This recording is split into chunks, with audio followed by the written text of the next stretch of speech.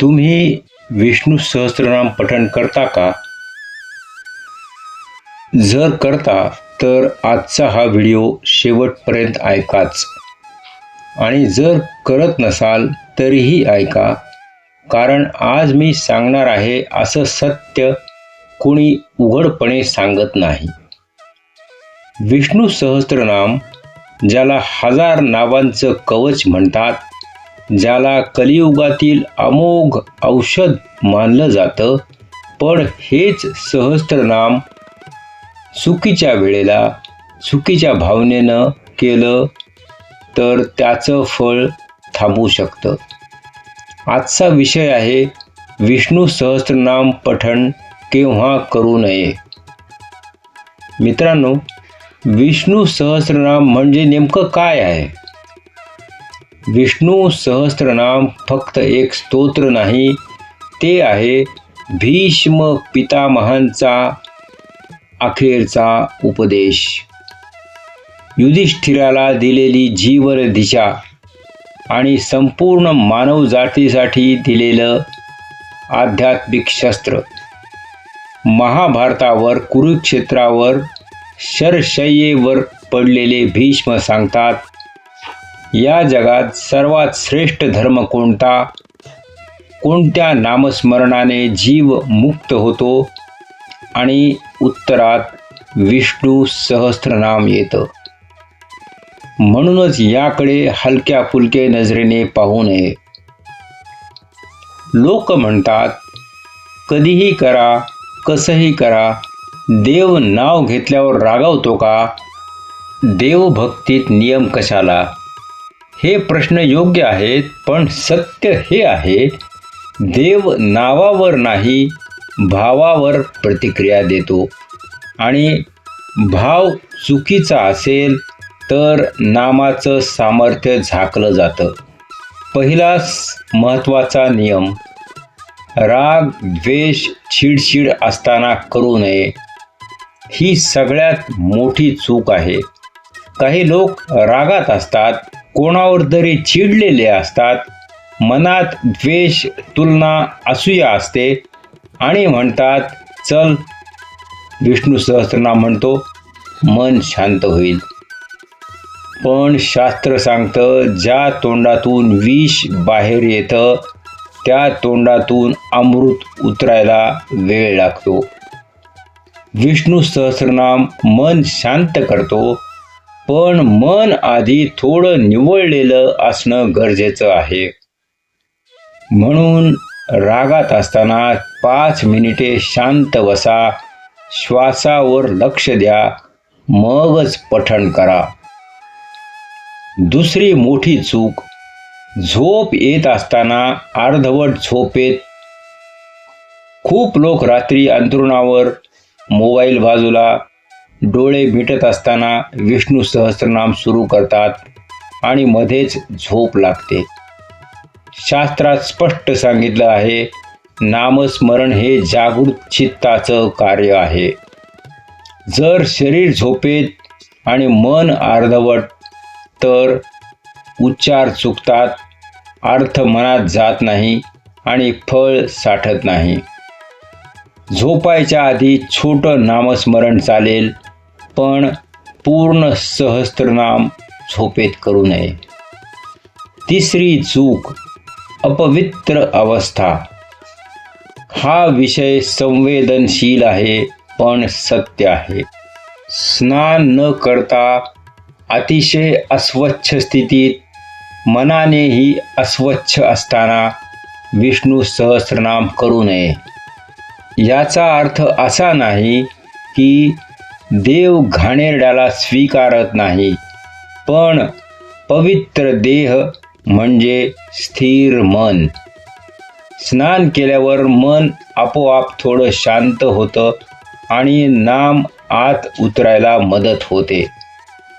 इथे एक खरी घटना सांगतो, जिथे एका भक्ताने नियम न पाळता सहस्त्रनाम केलं, पण बदल झाला नाही आणि नियम पाळल्यावर अंतर्गत बदल झाला. एका लहानशा गावात सावित्री मावशी राहायच्या.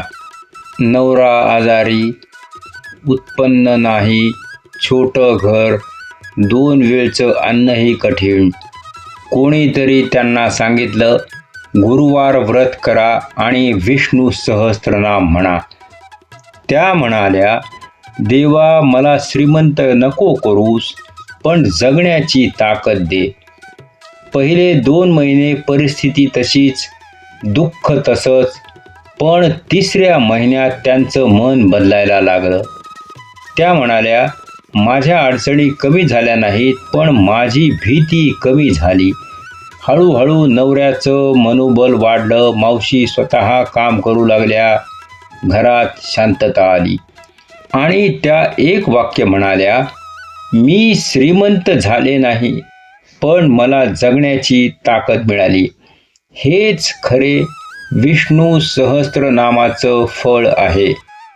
देव नाव घेतल्यावर रागावत नाही, पण नावाचं सामर्थ्य आपल्या चुकीमुळं झाकलं जातं. विष्णू सहस्त्रनाम म्हणूनच भयाने नाही, पण समजून करायला हवं. 4थी मोठी चूक, दाखवण्यासाठी किंवा अहंकाराने पठण. ही चूक फार सूक्ष्म आहे, पण फार घातक.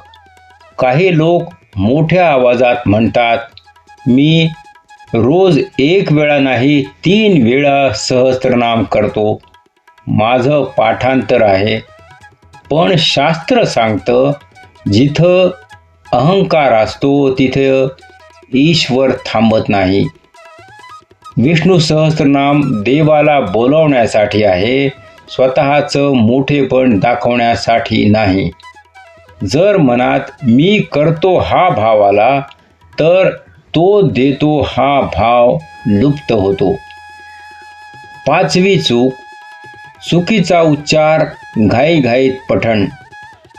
विष्णू सहस्त्रनाम हा नामांचा मंत्र आहे. प्रत्येक नाव एक ऊर्जा, एक कंपन, एक विशिष्ट अर्थ. वासुदेवाय नमः आणि वासुदेवाय नमः यात कंपन वेगळं आहे. हे भीती दाखवण्यासाठी नाही सांगत, पण जागरूकतेसाठी सांगतो. हळू करा, स्पष्ट बोला, अर्थ नसेल माहीत तरी भाव ठेवा. 6वी चूक, मन दुसरीकडे, तोंड नामावर. ही चूक आपण सगळे करतो. तोंड सहस्त्रनाम म्हणतं, पण मन मोबाईलवर, ऑफिस, संसार, चिंता यावर. शास्त्र म्हणतं, जिथं मन नाही तिथं देव नाही. रोज एकच वेळ ठरवा, 15-20 मिनिटे पूर्ण उपस्थिती द्या, तेवढं पुरेसं आहे. 7वी अत्यंत महत्त्वाची चूक, देवाने मला लगेच दिलं नाही हा संशय. ही चूक फार कमी लोक ओळखतात. काही लोक म्हणतात, मी 40 दिवस केले, काहीच बदल नाही, माझं दुःख संपत नाही, मग उपयोग काय? पण सत्य हे आहे, देव आधी मन बदलतो, मग परिस्थिती बदलतो. विष्णू सहस्त्रनाम हे ATM नाही, हा आत्मशुद्धीचा मार्ग आहे. शुक्रवार, देवी पूजा आणि विष्णू सहस्त्रनाम. हा प्रश्न फार महत्त्वाचा आहे. लोक विचारतात, देवीच्या दिवशी विष्णू नाम चालतं का? उत्तर, हो, नक्कीच. शास्त्र सांगतं, विष्णू आणि देवी वेगळे नाहीत. हे एकाच तत्वाचे 2 रूप आहेत. शुक्रवार म्हणजे शक्ती, विष्णू सहस्त्रनाम म्हणजे स्थैर्य. शक्ती आणि स्थैर्य म्हणजे जीवनात संतुलन. म्हणून देवी पूजेनंतर शांत मनाने सहस्त्रनाम करणे खूप शुभ मानलं जातं. पठण कधी थांबवावं हा एक गैरसमज आहे. अनेक भक्त विचारतात, चुका झाल्या असतील तर सहस्त्रनाम थांबवावं का? मन शुद्ध नाही तर करू नये का? याचं उत्तर खूप प्रेमानं समजून घ्या. विष्णू सहस्त्रनाम थांबवायचं नसतं तर स्वतःला सुधारायचं असतं. देवाला तुमची परिपूर्णता नको, देवाला तुमची प्रामाणिकता हवी. माझ्या बहिणींनो, मातांनो, तुमच्याबद्दल खूप गैरसमज पसरलेले आहेत. हे दिवस चालत नाही, त्या अवस्थेत नाम नको. शास्त्र सांगतं, देव शुचिता पाहतो, शारीरिक स्थिती नाही. जर मन पवित्र असेल, जर भावना शुद्ध असेल, तर विष्णू नाम कधीही अपवित्र ठरत नाही. अपराध भाव मनात आणू नका. अपराध भाव हा भक्तीचा शत्रू आहे. आता थोडा वेळ थांबा, डोळे बंद करा, एक श्वास घ्या, मनात फक्त एकच शब्द म्हणा, नारायण. हा शब्द संपूर्ण सहस्त्रनामा इतका शक्तिशाली आहे. मी तुम्हाला काही मागत नाही, फक्त एवढंच सांगा, मी परिपूर्ण नाही, पण मी प्रयत्न करेन. जर तुम्ही आजपासून आठवड्यात एकदा शांत मनाने विष्णू सहस्त्रनाम ऐकलं किंवा म्हटलं, तर तुमचं आयुष्य बदलू शकतं किंवा तुमचं मन नक्की बदलेल. देव उशीर करतो, नकार देत नाही. लक्षात ठेवा, देव कधीही नाही म्हणत नाही, तो फक्त आताच नाही म्हणतो. विष्णू सहस्त्रनाम तुम्हाला सहनशीलता देतो, धैर्य देतो आणि योग्य वेळी योग्य उत्तर देतो. एका तरुणाने मला मेसेज केला होता. तो म्हणाला, मी खूप रागीट होतो, आईवडिलांशी बोलत नव्हतो, जीवनात काहीच स्थैर्य नव्हतं. त्याने फक्त एवढंच केलं, रोज रात्री झोपण्याआधी 10 मिनिटे विष्णू सहस्त्रनाम ऐकायला सुरुवात केली. 3 महिन्यांनी तो म्हणाला, माझं आयुष्य बदललं नाही, पण मी बदललो आणि त्यामुळे आयुष्य बदलायला लागलं. हेच खरे चमत्कार आहेत. आज जर तुम्ही हा व्हिडिओ इथेपर्यंत पाहिलात, तर समजा श्रीहरीने तुम्हाला ऐकवलं आहे.